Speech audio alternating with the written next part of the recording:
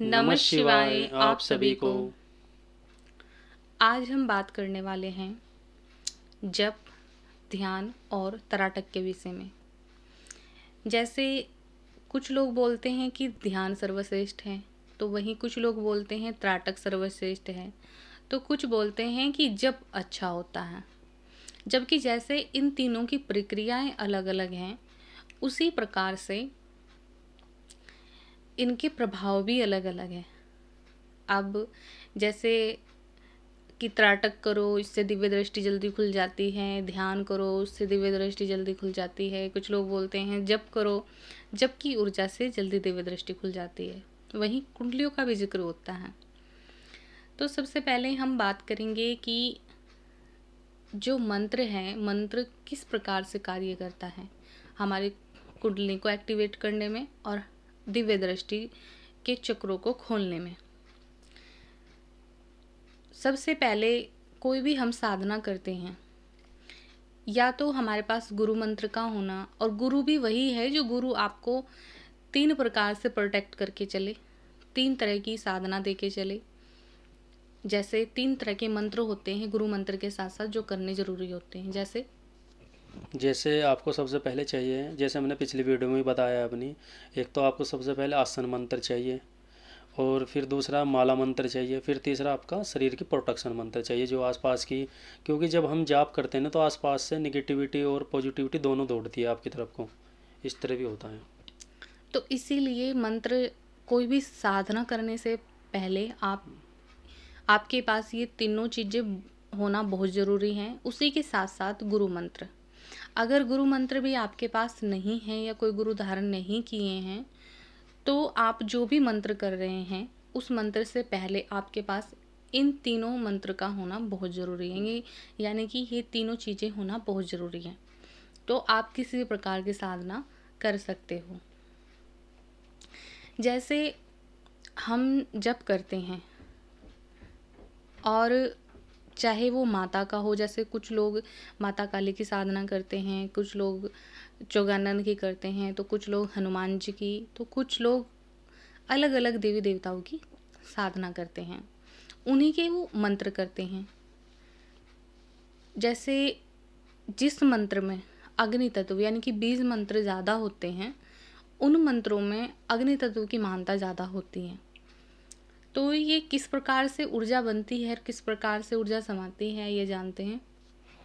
जब हम मंत्र जाप करते हैं, अगर ह्रीम मंत्र हमने जाप किया या कोई भी मंत्र किया, तो हमारा जो विशुद्धि चक्र है उसके पीछे की तरफ यहाँ एक सर्कल बनता है, वो गोल गोल सीधा घूमता है, और मंत्र की जितनी भी ऊर्जा होती है वो अपने अंदर सोखता रहता है पीछे की तरफ। फिर वो जैसे ही हमारा जाप पूरा हो जाएगा, फिर जाप पूरा होने के बाद तो फिर वो ऊर्जा यहाँ से गोल गोल घूमने के बाद यहाँ पर आ जाती है सहस्त्रान पे, और वो फिर धीरे धीरे हमारे शरीर में अंदर की तरफ समाती है। ये जो विशुद्धि चक्र से लेकर के आपके सहस्त्रान चक्र तक ये फैला हुआ होता है, यानी कि आज्ञा चक्र, विशुद्धि चक्र और सहस्त्रान चक्र, ये हमारे ठीक गर्दन से हमारे सर के पीछे घूमता है। घूमता रहता है। जैसे आपने जितने भी देवी देवता होते हैं उनके पीछे भी आपने एक गोल गोल ऊर्जा पुंज यानी कि गोल गोल सर्कल बना देखा होगा। तो उसी प्रकार से जब आप मंत्र जाप करते हैं, जिस भी देव का करते हैं, तो उसी प्रकार से जो वो मंत्र ऊर्जा होती है वो फल देने लगता है आपको मंत्र। तो इसी प्रकार से ऊर्जा पीछे बनने लगती है। क्योंकि ये हमने देखा है, और हम जब अब भी जाप करते हैं अभी हमारे साथ होता है ऐसा। ये प्रक्रिया हमारे साथ हर रोज हर रोज है। होती है। और ये हमें भी बताया गया था हमारे सिद्धि द्वारा कि ये जो प्रक्रिया है, ये जब मंत्र फलीभूत होने लगता है, तब ये इसी प्रकार से ऊर्जा बनने लगती है। तो ये ऊर्जा जब बनती है, जैसे कुछ लोग जप करते हैं और जप के तुरंत बाद उठ जाते हैं आसन से, जैसे वो कुछ 5 मिनट या 4 मिनट कुछ देर बैठते नहीं हैं, और जप किया और जप करने के बाद तुरंत उठ गए। तो उनके साथ क्या होता है कि ये जो चक्र पीछे ऊर्जा का बन रहा होता है, जो आपके मंत्रों की जो ऊर्जा है उसको सोख रहा होता है, तो ये कुछ देर बाद यानी कि जप करने के लगभग 1 मिनट बाद ये आपके सहस्त्रार चक्र यानी कि ऊपर आ जाता है सर के, और सर के ऊपर आने के बाद ये धीरे धीरे करके शरीर में समाने लगता है। और जो लोग जल्दी उठ जाते हैं उनके साथ ये प्रोसीजर नहीं हो पाता, और जो उनकी ऊर्जा पुंज है उठ जाने की वजह से ऊर्जा पुंज जो है मंत्र जाप की ऊर्जा का वो बिखर जाता है, यानी कि फूट जाता है। अब उसके बिखर जाने से क्या होता है, ऊर्जा शरीर में अब जो यानी कि समा नहीं पाती। अगर उनका ओरामंडल चक्र बना हुआ है, जैसे हमने बताया है कि तत्व चक्र बने हुए हैं, तो उनकी जो ऊर्जा है वो उनके ओरामंडल चक्रों में घूमती रहेगी। और अगर उनके ओरामंडल चक्र नहीं बने हुए हैं तो ये क्या करती हैं, अगर कोई जैसे माता काली का कर रहा है या हनुमान जी की साधना कर रहा है, तो ये धीरे धीरे करके यानी कि आपके विशुद्धि चक्र से होते हुए ये ऊर्जा जो है नीचे की तरफ बहने लगती है कुंडलानी में, यानी कि ऊपर की ओर उठने की बजाय नीचे की तरफ बहने लगती है। और जैसे साधना कर रहे होते तो उनके जो शरीर है कुंडलानी जो है वो वाइब्रेट होने लगती है, यानी कि उनको खेल करके सवारी आने लगती हैं, वो सवारी टाइप उनको होने लगता है, जैसे माता आने लगती है। तो उनके साथ ये प्रोसीजर खुल के नहीं हो पाता, जैसे कुछ लोगों को सवारी अच्छे से नहीं आ पाती, वैसे ही ये प्रोसीजर उनके साथ अच्छे से नहीं हो पाता, क्योंकि ऊर्जा जो है वो ऊपर उठने की बजाय वो नीचे की तरफ बही है, इसी वजह से उनके साथ वो प्रोसीजर नहीं हो पाता है। और ऊर्जा का बिखरने का जो प्रोसीजर है वो धीरे धीरे करके चलता ही रहता है, अगर आप जल्दी उठते रहोगे तो।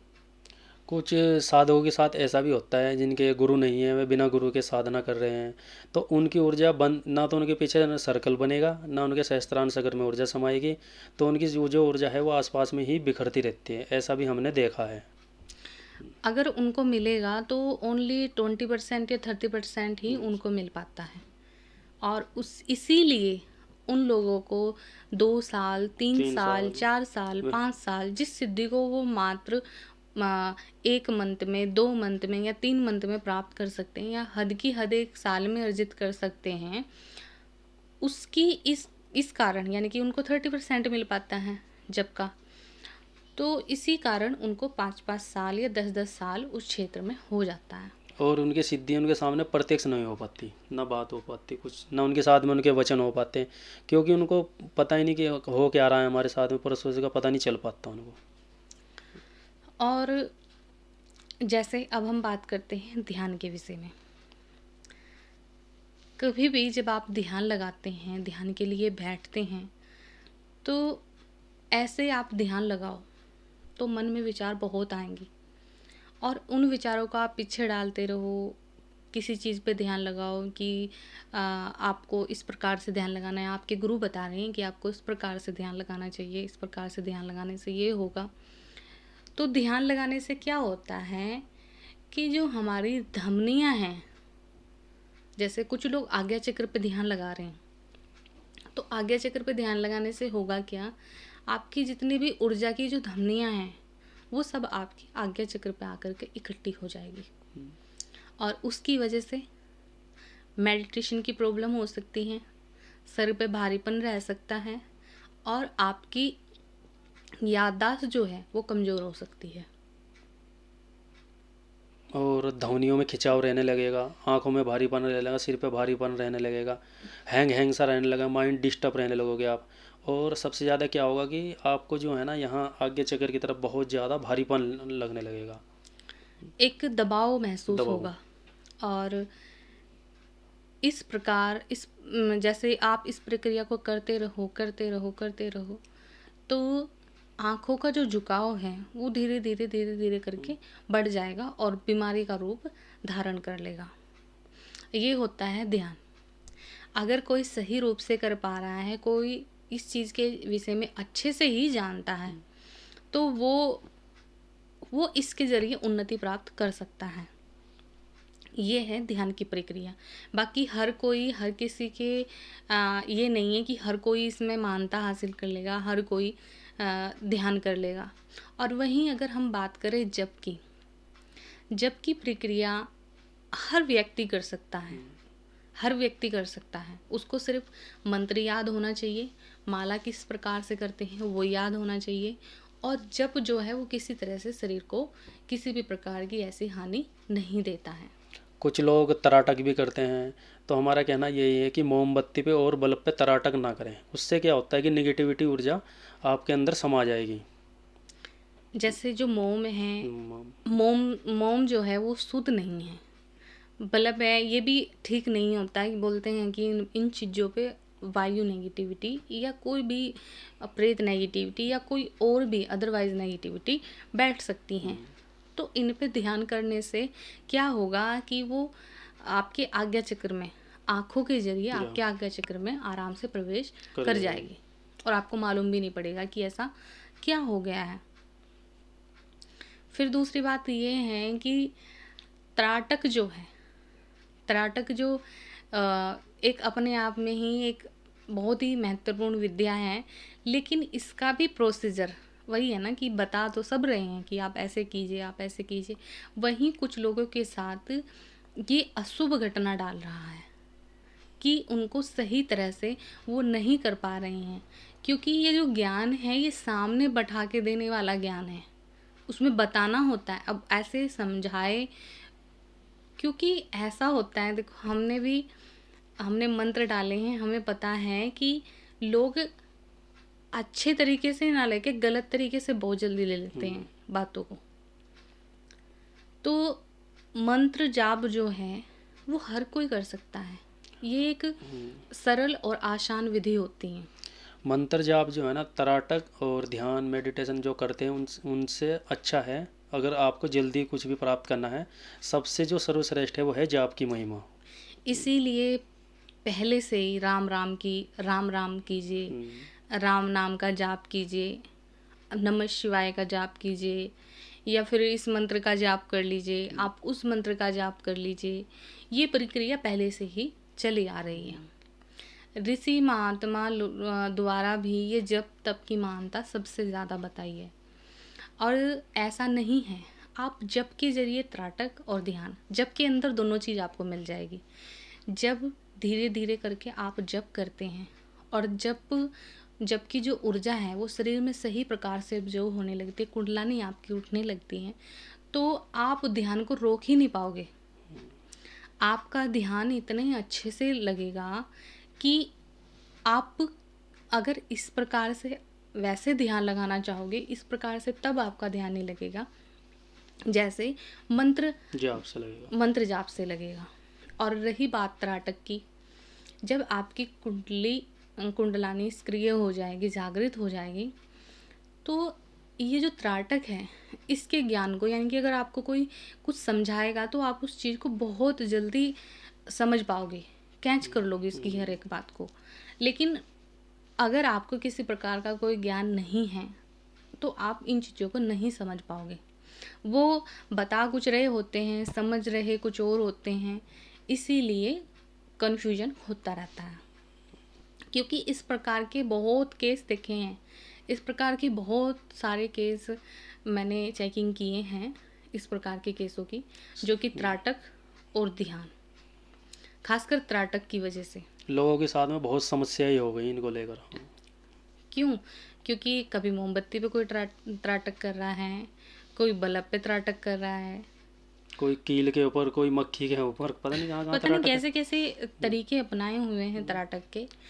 और त्राटक से अच्छा जप है, सिर्फ आप जप कीजिए, सुबह शाम जप कीजिए। और रही बात, जैसे हमसे इस मंत्र के विषय में पूछा है कि क्या हम इस मंत्र को चलते फिरते कर सकते हैं, किस प्रकार से कर सकते हैं, तो आप मानसिक जाप इस मंत्र का कर सकते हैं, लेकिन मानना हमारे यही है कि आप आसन पे बैठ के अगर इसका 10 मिनट भी जाप कर पा रहे हैं वो बहुत बड़ी बात है।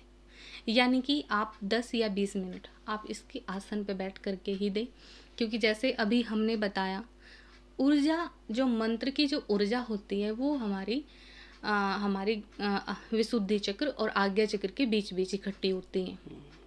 तो वो ऊर्जा जो है वो धीरे धीरे करके शरीर में समाती है। यानी कि मंत्र जाप के बाद भी लगभग आपको 4 से 5 मिनट ज़रूर बैठना चाहिए, ताकि वो ऊर्जा सही रूप से शरीर में अब्जॉर्ब हो पाए। और अगर कुंडला जैसे ओरिमंडल चक्र जागृत है तो आप पहले भी उठ जाए, कोई प्रॉब्लम नहीं है। इसीलिए हमने ये वीडियो बनाया है कि ध्यान और त्राटक ये दोनों चीज़ें ही आपको जप के अंदर मिल जाएगी। आपको अलग से इनको करने की ज़रूरत नहीं है।